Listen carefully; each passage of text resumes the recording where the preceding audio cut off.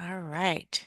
So, welcome. I hope you guys had a terrific summer reading. Since we're such a small group, I'm going to just keep it really informal. So, please, if you have any questions, especially those that are new, if there's anything that just doesn't make sense to you the way I explain it, I'm happy to rephrase or share a little more detail. And we have two very experienced people here too. So, they also might be great to help provide some feedback. If you have any questions about how things went, or maybe you want to change things a little bit and you want to understand why we do something the way we do.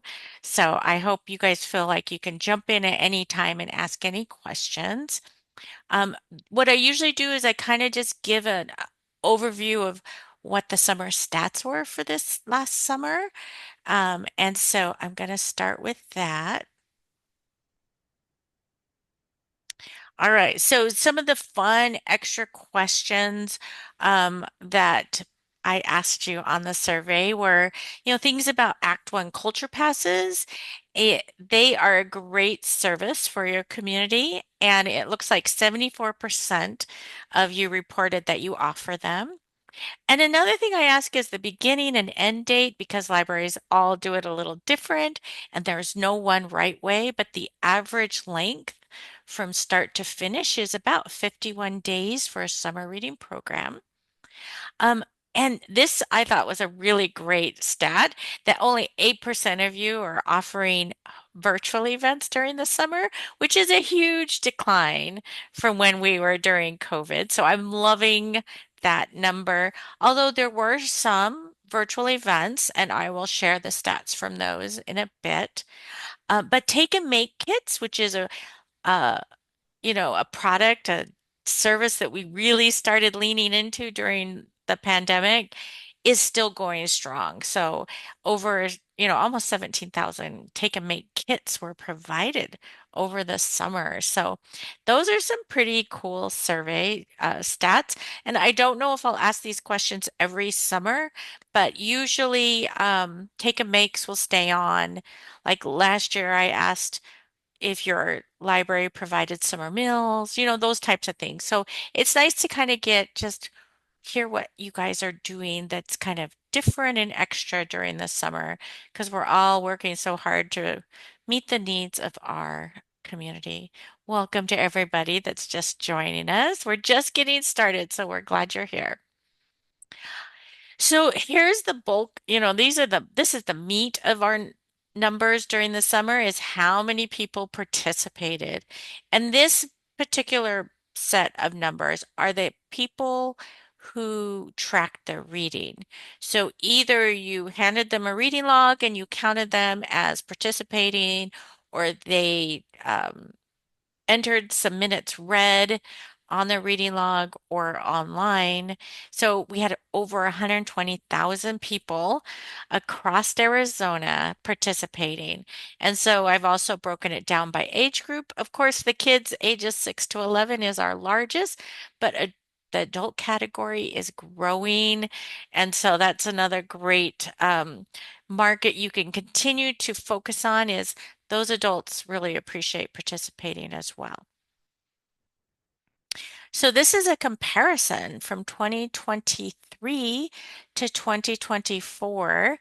And I thought it was really interesting that our in-person events that we hosted in libraries across Arizona actually went down this year. And I'm wondering if that's because last year we were gangbusters, we were back in full force, and then we realized that maybe we overdid it and kind of burned ourselves out, and really focused on those programs that were most meaningful. What do you guys think? Did you guys offer less programs this year than you did last summer? I'd love to hear from you. You're welcome to unmute and share. I think for us in Sierra Vista, um, we did our same number of outside performers that came in, Hmm. but we didn't get the same number of people. We got a few less people at those performers because they were different performers than the year before. So Yeah, maybe performers weren't as popular. yeah. It also was a really hot summer. And so I think sometimes when we do those big events, people may not come when it's just really hot. Yeah. If I'm looking at the whole state, what do other people feel like? Did you host less programs? Were you more intentional about the programs you offered this year?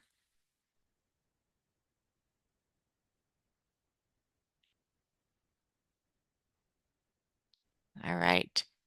We have few new people here, so they are really going to learn from you guys. I would love for any of you to share, but I understand if you just didn't notice you offered less, or maybe your library did the same, whoever's here did the same as the previous year. But there were less numbers reported for in-person events and virtual events.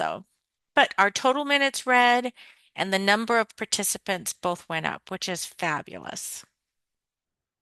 So here's a breakdown of the in-person and the virtual events. So we only hosted 257 virtual events during the summer, and the majority of those actually came from Maricopa County because they have an online portal.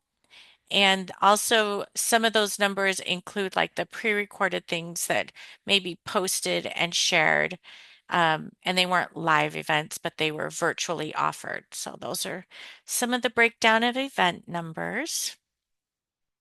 The other thing that I really have been thinking about lately is our evaluations and what I ask you and what's important to keep and what's important to let go so you don't have to record information that is not meaningful.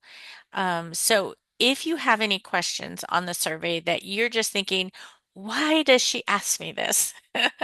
I would love to hear your thoughts on whether it should remain in our evaluation, our final report, or if it should go away. But that leads me to the patron survey, which is something that we provide to everybody, and it helps us kind of get a feel for how patrons are feeling about library programs across the state. And so there's a small batch of questions that are uh, consistent across the state. And then libraries can add their own questions that are appropriate for their community. But here are some of the results. We had two separate types of surveys. One are for those that completed the survey themselves because they participated in the program. The other one, which will be on the next slide, are for maybe a caregiver or a parent completed the survey on behalf of their child. So this first one is for those that completed the survey for themselves.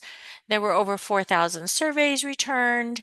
And some of the questions I ask is, did you learn something new? Do you enjoy reading more because of summer reading, or do you read more often? So if I added up both surveys and I used the same question, reads more often, 59% of those that responded said because of summer reading, they read more often. So that's a really nice output that we can feel good about that, people because of summer reading are reading more often throughout the summer. 38% responded that they enjoy reading more or became a more confident reader because of summer reading. And then just for this one that completed themselves, I didn't combine these with the other set of surveys, but because it asked learn something new, it only asked that on this survey. 38% responded that because of summer reading, they learned something new. And so we're going to get into a little more about what we're trying to achieve with summer reading and how our survey results can help us focus our planning for next year. So this one said because of summer reading, 48% of the parents and caregivers felt that their child maintained or increased their reading skills.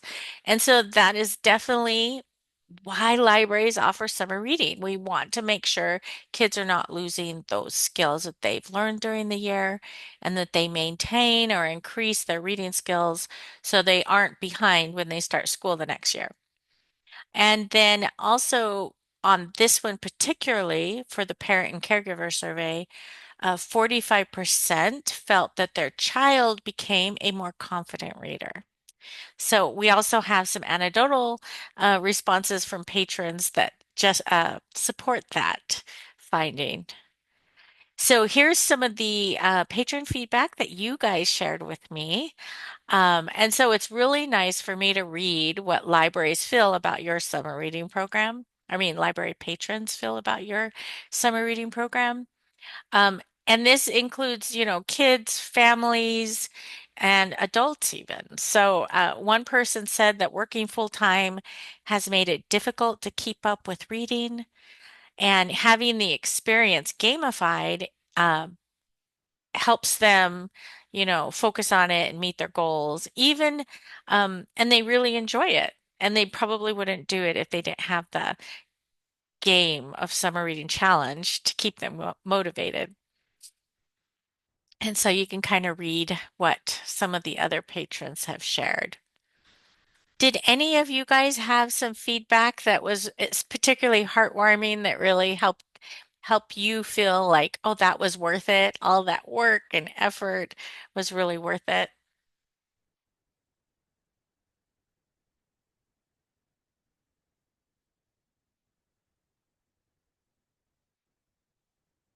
Danielle, I see a hand. You want to unmute and share? Yes. I had a family that was really excited that we were doing the program and they decided to make their own challenge after. Mm-hmm. And dad has come in a couple times to tell me how much they love it because putting four boys to bed at the same time has always been a thing. And now, after the summer reading program, they dim the lights, everybody gets to read for a certain amount of time in bed, and then they get to go to sleep. And he said that it's been much easier. So he really appreciates that. And we just did a mini Smoky Bear reading challenge that we just completed. It was just a 2 week challenge. Mm-hmm. And they were so excited to have another challenge after the last one. And he always comes in and tells us just how much he loves it and how all the boys are reading so much better than they were before, and that they just really want to continue that. That's great. I love hearing those stories. Anyone else have anything they want to share?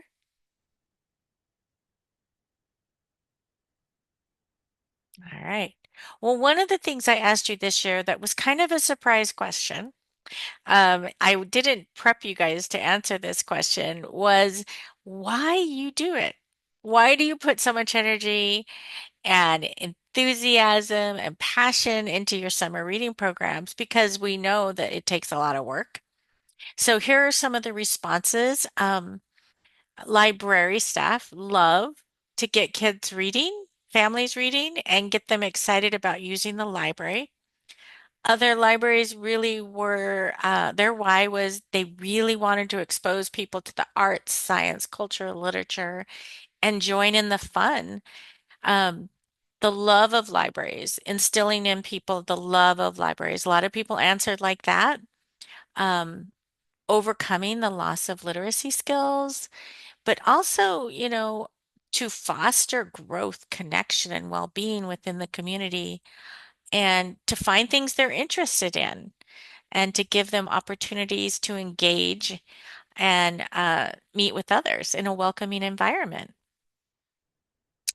And so here's a few more to see them grow and develop, to reach out and serve other people, the people in the community who need us most. And I love that phrase, who need us most, because it's really easy to serve those people that love to read. And yet, when we reach those reluctant readers, it really is rewarding, isn't it? Did anybody else want to share their why? Why do you do summer reading? I'd love to hear.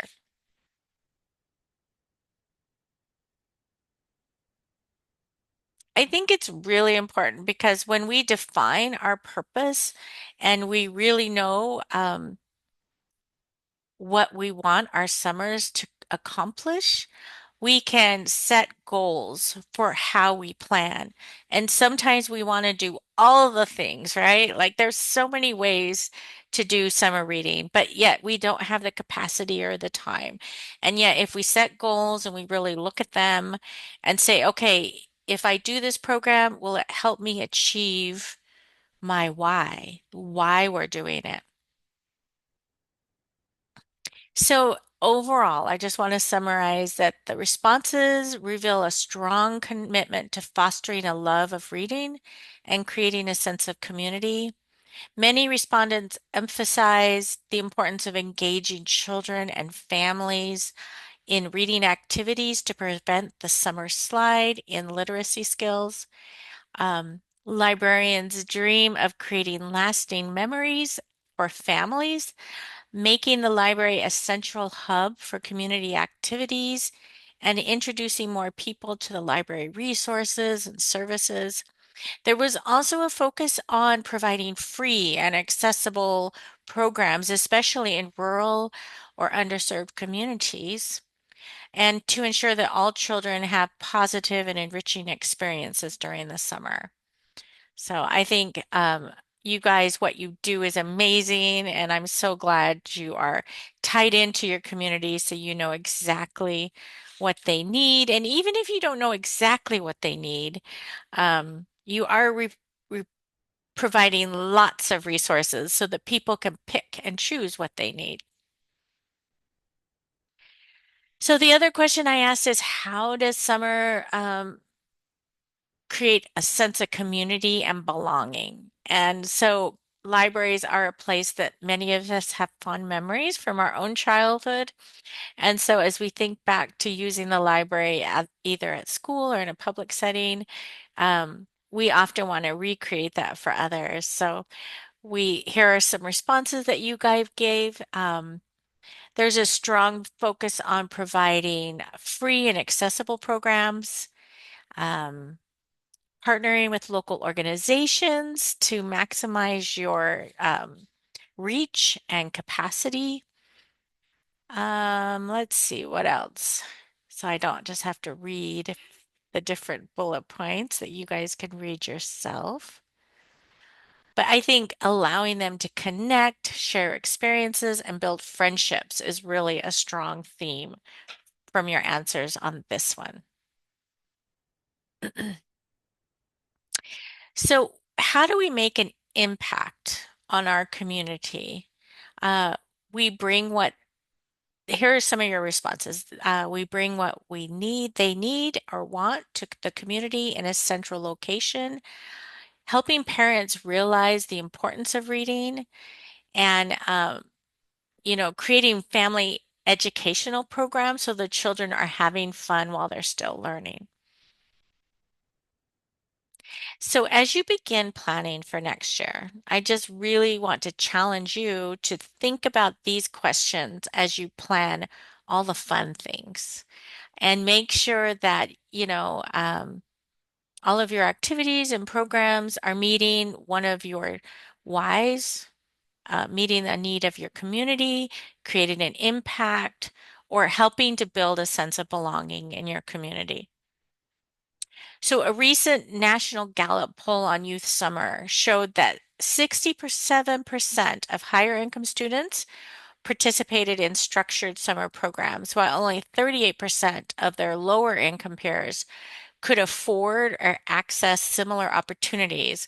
So, libraries are the free place that these families can come to experience a structured or semi-structured summer program to help them make learning fun, build relationships, and have engaging enrichment.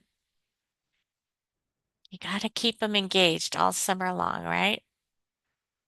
All right, so that's going to move us into the next year. So we're going to start thinking about 2025. Did anybody else have any feedback or comments about 2024 that I could help them with? Danielle, did you have a question? It's just with the survey. I Mm-hmm. get some comments from families that already read that they don't know how to answer when they're Gotcha. already big readers and they read 10 hours a day or whatever Yeah, it is. They want some sort of an alternative box to check there, like we already read a lot or something, right. because they feel like I had a few families say that they felt like they needed to check that they read more often because they think it'll make us look good. even though they don't. And I said it doesn't Right. really matter for that, but I had multiple tell me that they checked that box just Yeah. because I felt like there wasn't a box for them. Okay. Well, I'm really going to be looking at the survey this year and getting some, responses that will help us in our planning. So if you guys have any suggestions for questions that have worked well for you, we may be able to restructure it to do that. So if you want to email me your brainstorm or whatever, we can really take a look at it. Anyone Okay. else? Danny. Yeah, like I said, so this was my first summer reading program. Um, and at the very beginning, I saw that some of the libraries offer separately an adult summer reading program. Mm-hmm. And I think that's awesome. Just kind of curious as to were there certain specific events that were dedicated just for that, certain prizes?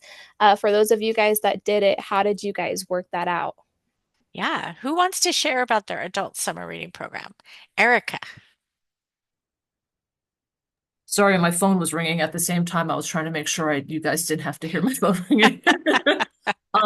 So we always do, when we do summer reading, we break it out into the adult, teen, and kids, and we break the kids up into school age and preschool, early literacy.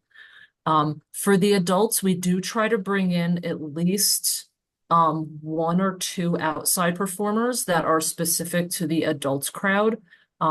If we can find a speaker, a lot of our people like his speakers that talk about history or anything about the area. Mm-hmm. So if we can find somebody that it also kind of ties in with summer reading, we try to do that. Or we'll do movies specifically for adults or craft programs specifically for adults. Those are always really popular. Right. And as far as prizes go, we do offer, we do raffle prizes once a week for each of the age groups.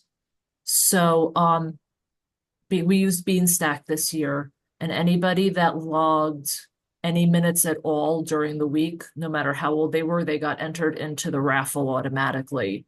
And so Susan, our adult services librarian, had I think one or two adult raffle winners per week, and then she had a one or two grand prize raffle winners for any of the adults that finished the program, that did all of their minutes before the end of the summer. So we do offer separate prizes for the adults, the teens, and the kids.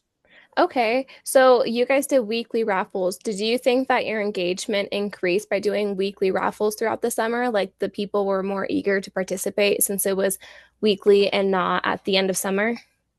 We've been doing the weeklies for a couple of years now. And I think it helps. It's good for the adults and teens. I don't know about the kids because sometimes delayed gratification is hard.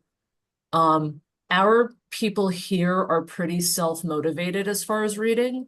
Um, they're not huge prize people, which is why we moved away from like everybody getting a prize all of the time.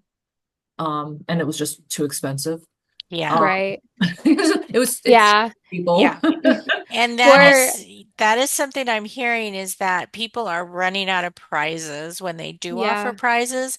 So finding other ways to engage them or maybe only offering one or two prizes throughout the program is Yeah, we probably did they liked the badges on Beanstack. Like they really liked the you had talked earlier about that somebody said they liked the gamification. Yeah. gamification of it.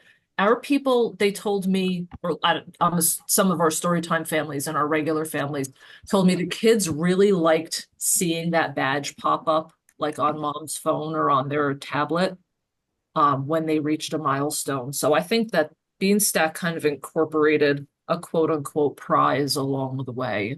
Right. Okay. Sorry, I'm asking you all the questions. That's what we're here Um, for. okay, thank you guys. For Beanstack, so there's a summer reading program challenge through Beanstack to make it easier to separate prizes and things like that. Did you Mhm. guys add an additional reading challenge for the adults? That way their minutes are higher, more challenging, or did you Nope. guys keep the distance all the same? all the same. The the preschool kids, the 5 and unders, they were 500 minutes, and everybody else from age 6 to 140. That's our running joke at our library is like our adults max age is 140. Um, they're all 1,000 minutes. Okay, thank you. Yeah, Yeah. and I think we'll have more opportunities to ask Beanstack questions and using the gamification at our Beanstack webinars that we have coming up in October. So Miss Danny from Coolidge, we've got a Danny, and a Danielle. So go, Miss Danny. So, to piggyback off of hers, our stuff is kind of similar of what we do for our community. We do adults, teens, and then children, and we break it up into three. Our children, we do bi-weekly minute logs. So every 2 weeks they can come in and get a new one if they finish the minutes. Then our teens and adults, we just require that they read 5 books and they have the option to read up to 10 books and then we convert the minutes for them. Then we use Beanstack as well. And with our Beanstack, we have a children's section where they get to read the minutes as if they were doing the logs. And then we have a teen and adult Beanstack where they do a bingo card. So Okay. we give them a separate one from the kids one. But what's so funny is that this past year, a lot of our adults and teens wanted more prizes.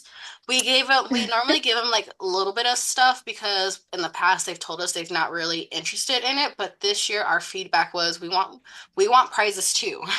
So Yeah. we're Yeah, going into I feel like 2025 keeping that in mind.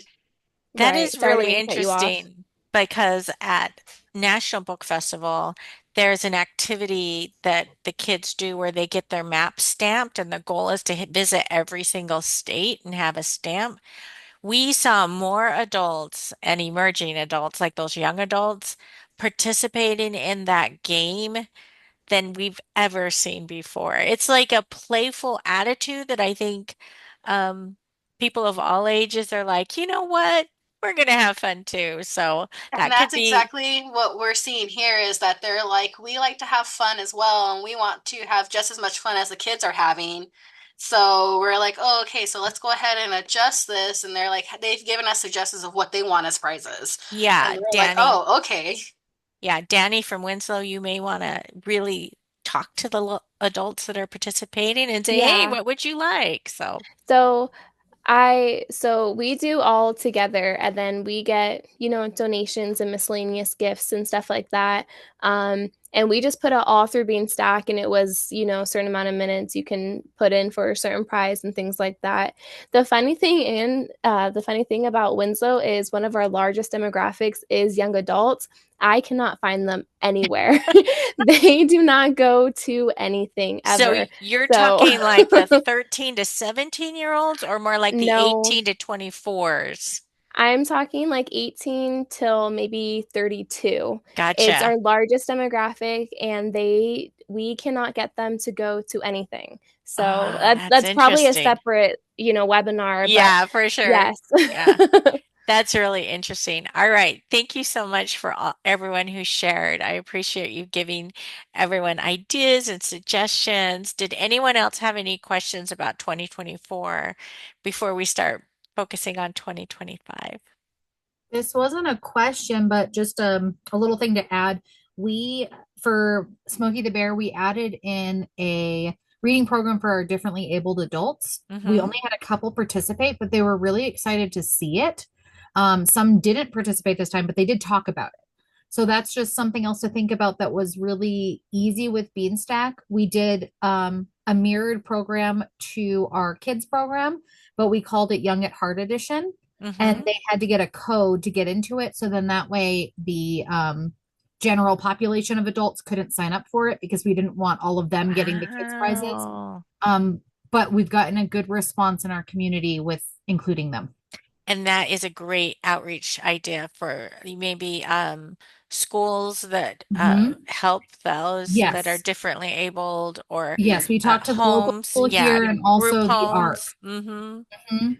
Great, great. And they were really excited about it. And I spoke with the woman from the ARC, and she was saying that in general, there are not a lot of libraries that have regular, like weekly or monthly visits from their population at the libraries.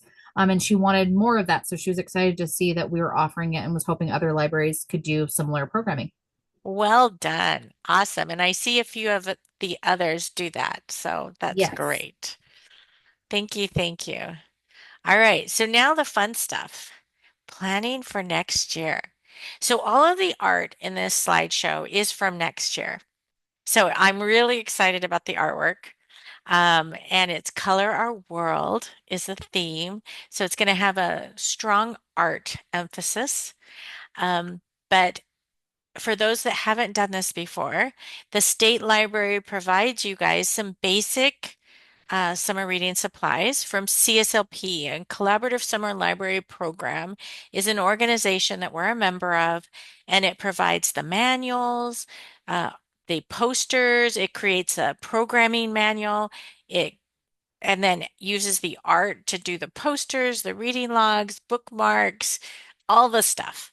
And so, because of Institute of Museum and Library Services, the funds, we can provide these to your library. So it won't be long. I'm going to be asking you guys to submit your order. So I wanted to kind of focus on that a little bit so you guys are prepared. So the programming manual will have an online access code, and so it has in that lots of ideas for all age groups. It'll have different chapters with different themes. It will have, ideas for all ages and how to adapt them to, like, if you're a solo librarian versus, someone who has a lot of resources and extra help. Also, the good thing, the one of the positive benefits of doing the online manual is it's updated, because sometimes we find mistakes or we need to add extra things. Like when the public service, the PSA comes out in the spring, we'll add that into the online manual. We add a social media toolkit into the online manual. We are really focusing more on having some Canva designs where you could take the Canva design and customize it to your library. And then there's additional updates. We find that some libraries do a really cool thing, and we're like, we want to share that with everybody. So we'll add that. So if you have anything that you're particularly proud of that you want to share with everyone, let me know. So the main thing is the manual. We'll give you access to the online manual. Anyone in your library is allowed to use that. So if you have a marketing team or someone who adds the art to the website or anybody within your library building is welcome to use that online manual access code. Now, some people prefer having like a flash drive, which we could get you, but then we have to mail it to you and then everyone loses them. So, what I like to do is when I get access to the online manual, I download the whole thing onto my computer. And then, if you want to share the flash drive amongst other people so they don't have to sign in every time they get the online access, you can put all the content onto your flash drive of your own. And then that could be your go-to, especially if you work on different computers throughout the day or maybe at home or, in the back room and then when you're at the front counter or whatever. So if you want to add it to a flash drive of your own, that's an option. So just download all the files to a flash drive and then you have it at the ready. But then if there's corrections or updates, you won't have that. So you may want to check back with the online version occasionally. Any questions about the manual? Yeah, I see people really have loved the Canva files. Yeah. All right. So some of the things we provide is the posters. There's usually several different varieties of posters. Um, Danny, is that a new hand, or I just didn't want to miss you if you had a question? Danny from Coolidge, new hand or old hand? Raised hand. Okay. Um, and so the bookmarks. Um, so those are really beautiful. Now, the uncut bookmarks. I'm trying to decide if we're going to provide these or not. Everything has gone up a little bit, so I'm really having to think about my budget. But the uncut bookmarks, what they're designed for is that you can create content to be printed onto the back of the bookmarks. So if you're going to the school to do outreach, you can put like your library contact information or a website so people can see what programs are happening during the summer. Um, and then once you run them through the printer and they print on the back side, you cut them. And then they're already ready with all your information printed on the back.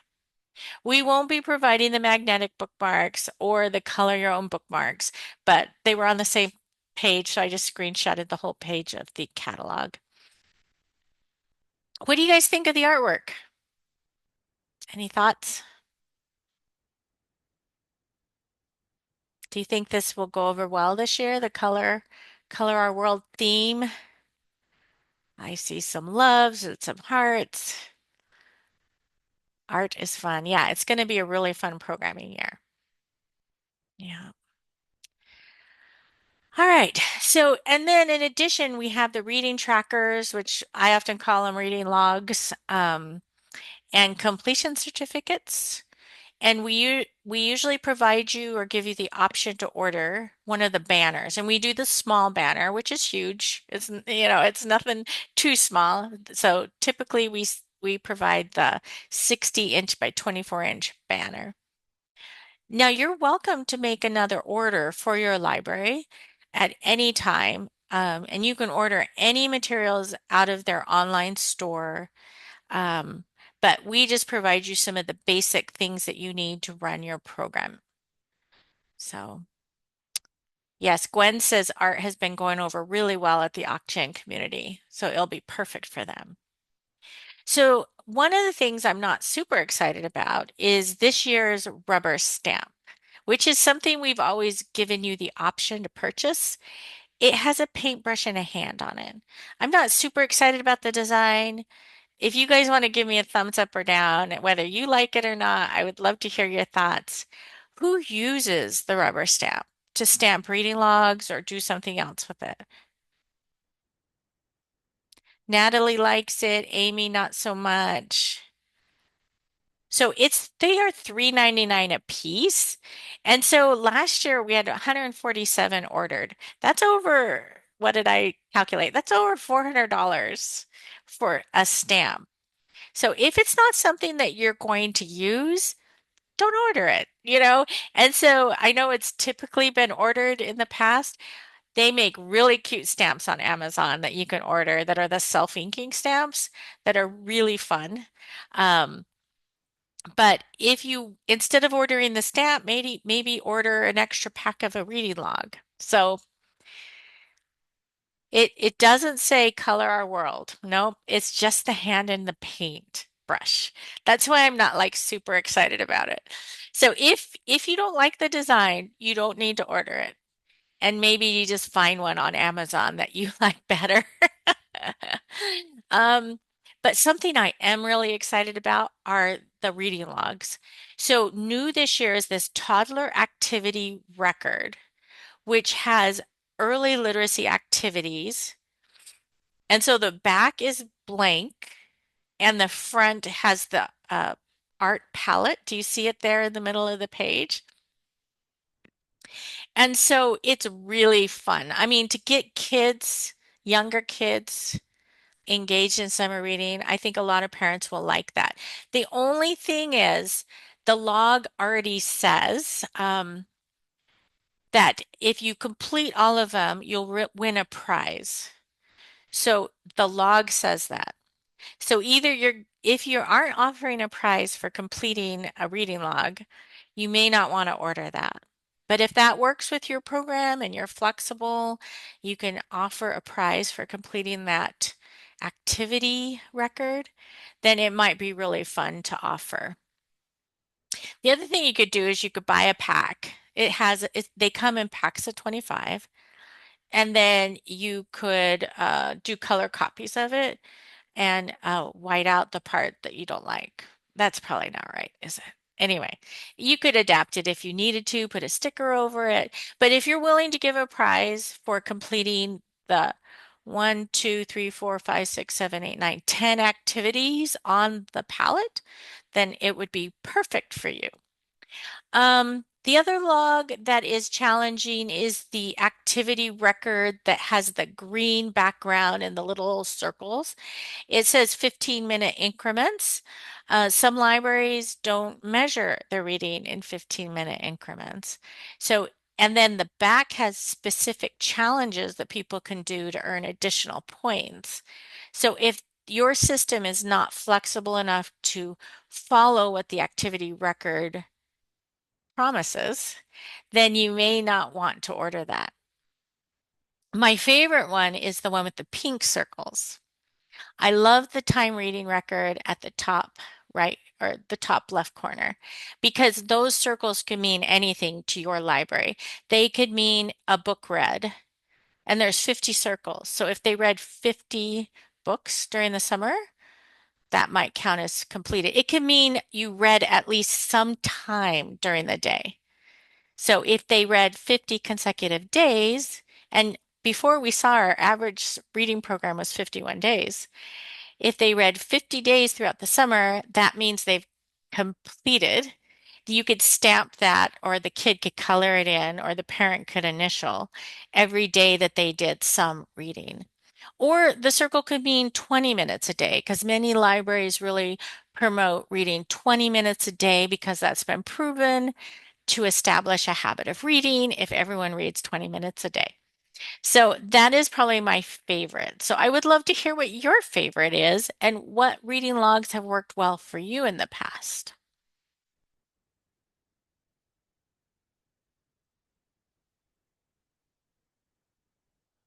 And maybe you create your own, but these ones are really cheap, under $3 for a pack of 25. So we're happy to get these for you, as many as you need. Let's see. Erica did away with paper reading logs because you do the online program. Yes, that's a great idea. So if that's what you're doing, you don't need to order the paper reading log. Some people use both, kind of a hybrid, where the kids track on the paper reading log because it's nice to have a reminder, but then they enter their minutes on the online. Ah, so Janelle tried the reading record one, but just like the activity one, the green background, is that right? But now you're going to switch to the one with pink circles. Yeah, I like the flexibility of the pink circled one. Oh, and Danny from Winslow loves the book list. So,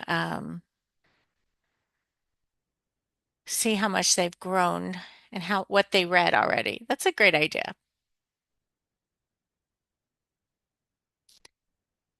So, Amy, you're asking if they'll provide a template to make for easy printing of our minute numbers in the pink circles. I'm not, you want to unmute and tell me what you mean by that? What type of template are you looking for?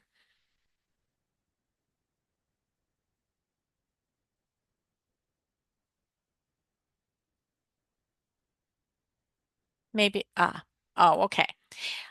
If you want to email me and explain more about that, I'd love to help you figure that out. I have a guess. I'm betting that she means something with the circles printed on it so you can load it in the computer and change it to 10 minutes for each circle with the right spacing. I think that's what she means. Okay. Or if you didn't want 10 minutes, you can make it so each circle is 15 without us having to figure it out. Well, the top one, I see what you're saying. So putting a sticker on each of those pink circles saying this represents 15 minutes or this represents 20 minutes. So, like something you get on the computer. So it's like that document blank essentially. So you could put in the 10 or whatever, and then you hit print on your printer and it'll print onto the paper with just 10 minutes in each circle if it's set by Oh, 10 minutes. that's a great idea. I would probably just put a sticker at the top saying each circle represents 20 minutes or each circle represents whatever. Kind of She give wrote them back, the yes, that. instructions. We What? made she wrote back, yes, that. Yes, yeah. And She said you nailed it, Danielle. we did something similar using Canva.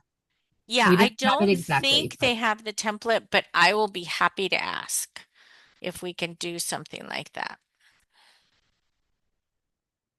So, all right.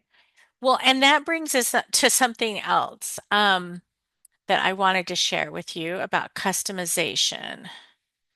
So the CSLB store will actually open in October, and so you can browse all of the materials and then you can go into my order form and request what you need from me. You don't order it through the store.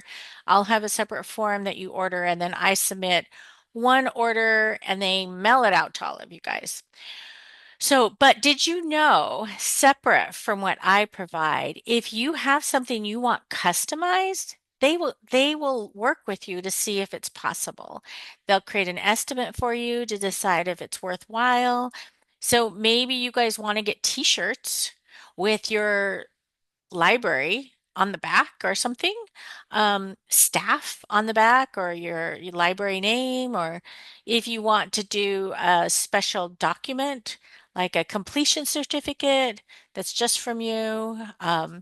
Anyway, so dream big. If that's something you guys have a budget for, you can actually email them and start working with them to see if customizing a product might be helpful to you. All right, I have some other really exciting news. We have our summer symposium, and that is a virtual event that CSLP sponsors every year. And it's a full day, usually four different sessions of great content focused on summer reading. And we're super excited that Michael Threets will be the keynote speaker this year. He also will be the keynote at AZLA in October. So Arizona gets a double dose of Michael Threets. And if you don't know who Michael Threets is, go Google him. I think his biggest platform is TikTok. Is that correct? Does anybody know? So he is all about library love. He's basically turned into a giant library ambassador. And so he's just super positive and lots of fun, helpful information. And so I'm looking forward to seeing him in person at AZLA in October, as well as virtually, if you can't make it to AZLA, at our summer symposium. And so he is free. I mean, the summer symposium is free. He's not free.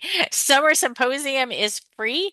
Anybody can attend. And if you're busy on that day, it's a Thursday, all the sessions are recorded, so you can go back to them later. So we have some great topics like about summer reading marketing, creative programming, and sustainability in summer reading, which is really a great idea for art and using sustainable materials and things like that. So it'd be great. The other one that just was announced is we have an inclusion committee that is focused on, all things inclusive, making sure the activities that are in the manual have a inclusive component.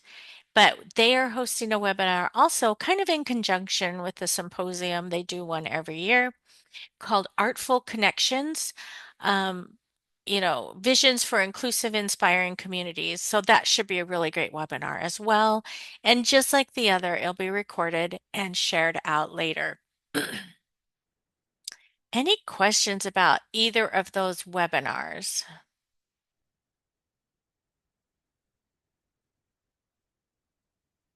Okay. So all of the great things that happen through CSLP are done by committees and the board. And I actually happen to be the CSLP president this year. So it's been a really great experience working with passionate people across the nation and our island territories that are members of CSLP who all contribute to creating the content and the materials that you guys get to enjoy. So we are looking for committee members. Um, so October 15th is the deadline.